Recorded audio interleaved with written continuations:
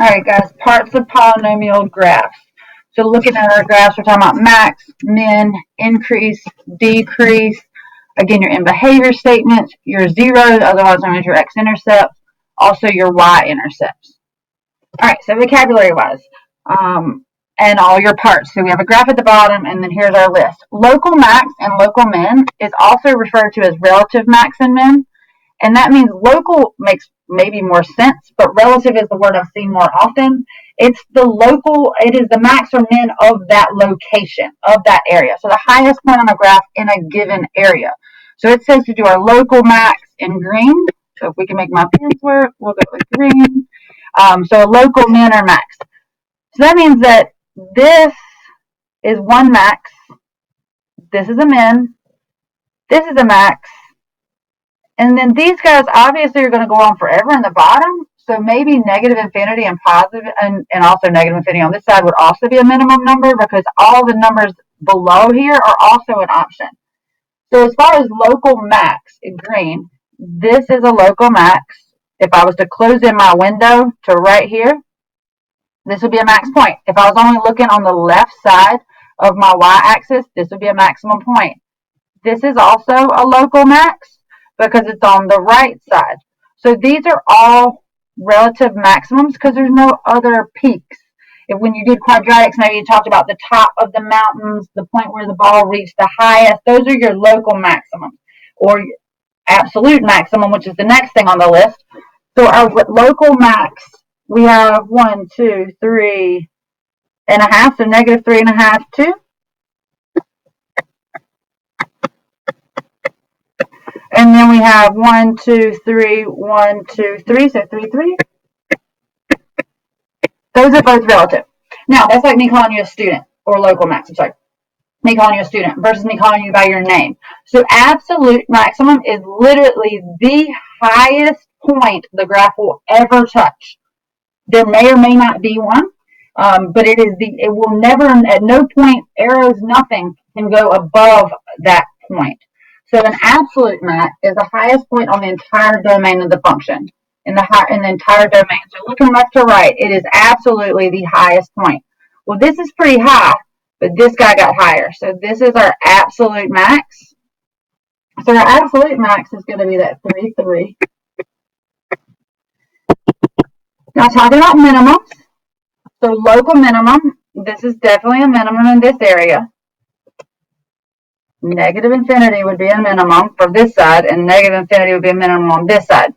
Because if this had turned, maybe it would have turned at a y value. And that's a call out. For your max and your mins, max and mins will always be y values. So it's how high or how low, which is y. If you remember back from quadratics, so this is usually time. This is definitely how high or how low the ball was. That still applies here. So for it to be a minimum, it has to be a y value. For it to be a maximum, it has to be a y value. So the lowest point on the graph in the given area. So we'll call this a negative 0.5, negative 3.5.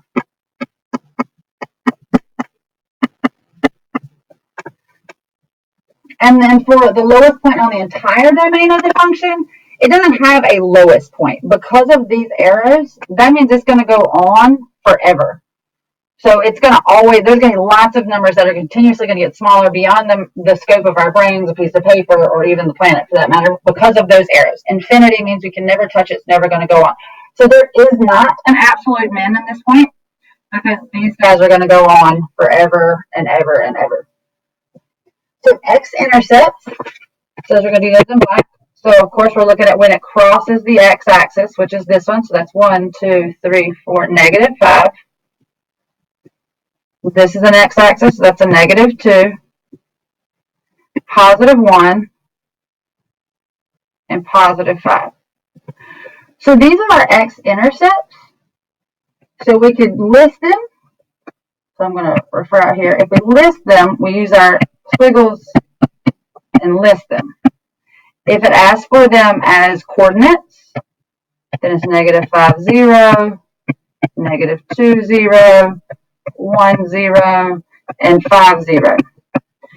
So these are the x-intercepts. Other words for x-intercepts would be roots, solutions, zeros. I would say mostly in these lessons, roots and zeros are your more common use of vocabulary for x-intercepts.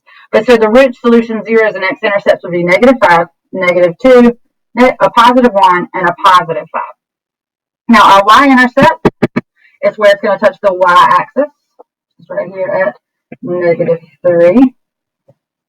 So that would be at 0, -3 is our y-intercept, otherwise known as a starting point, potentially if you were to graph it or if it was a word problem.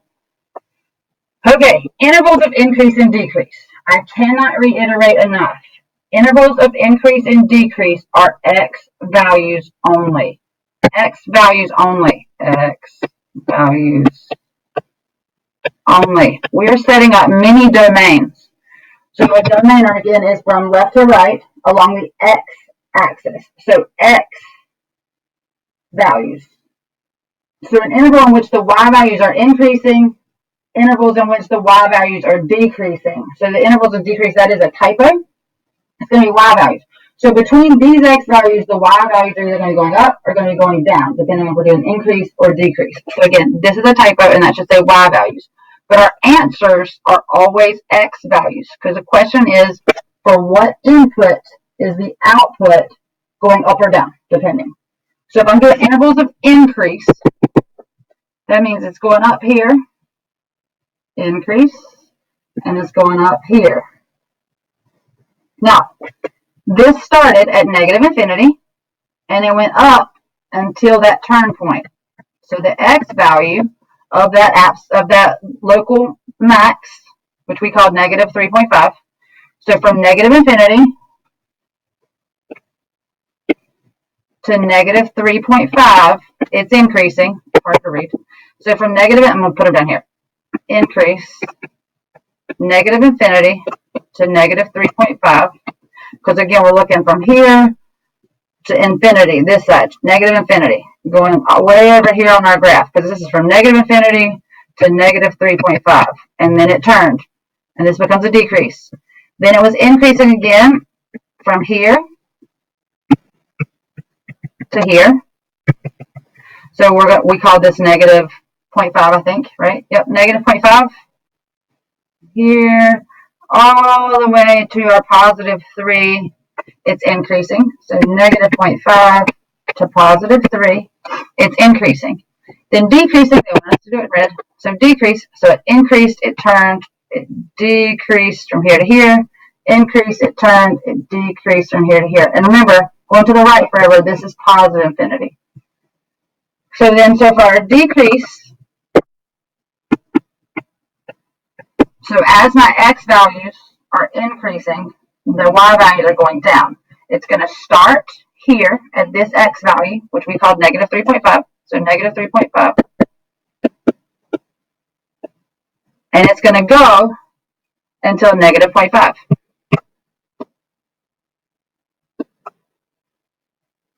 And you're using parentheses instead of brackets, because at this point, if we stood right there at the top of a mountain, would you tell me it was going up or going down? You couldn't really tell me. You could say if you look to the right or you look to the left, but right here is not a definitive increase or decrease. So increase and decrease is always parentheses, no brackets. And it's the end of this point to the start of this point would be your decrease, because it increases, stops, then it decreases, stops, then it increases, then it stops. So we're going to pick up at that 3 from our increase left off here, and then it's going to decrease all the way to +infinity. All right, so I'm going to end this video, so that's sort of, turning points. Turning points, number of turning points. We've got 1, 2, 3 turning points. And that means it's the quartic, so to the 4th power function, because 1, 2, 3, 4 directional changes. Means if we were to write this function out, it should end up with an x to the 4th power in the front. Also, they both go down, so it's probably going to be a negative leading coefficient. And the other reason you know it's a force, because they both go down, it's even. All right, so I'm ending it here because there's a lot of information. And then the next video will give you more practice, and we'll work on some more.